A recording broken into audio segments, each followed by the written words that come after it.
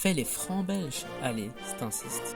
Nous ne parlons plus maintenant de billets récents, mais de billets de l'époque, des années 80. Les francs belges ont plusieurs coupures, 9 spécifiquement. Je vais les montrer tout de suite. On commence par le 20 francs. Après, il y a le 50 francs. Et puis, il y a le 100 francs. Et après, il y a le 200 francs. Puis après, il y a le 500 francs. Et puis, il y a le 1000. Et puis après, le 2000. Oh non, mais il y a le 5 minutes. Non! Donc, ceci est censé être le billet de 2000. Ceci, le billet de 5000. Et en dernier, ça, c'est censé être le billet de 10 000. Et comme pour beaucoup d'autres pays, la Belgique a des personnages sur leur billet. Par exemple, il y a sur le billet de 20, le roi Baudouin. Après, sur le billet de 50, le roi Baudouin et la reine.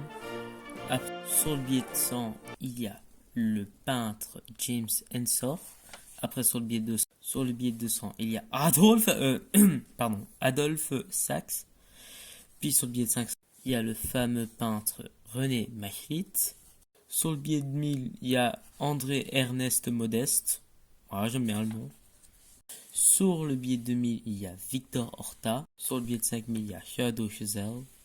Et sur le billet de 10 000, il y a le roi et la reine des Belges. Mais la Belgique n'est pas le seul pays qui avait une autre monnaie avant l'euro.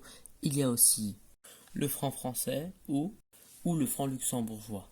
Demandez-moi si vous voulez avoir un épisode spécialement pour d'autres billets qui datent avant l'euro. Bon, c'est quoi la prochaine coupure? À vous de décider.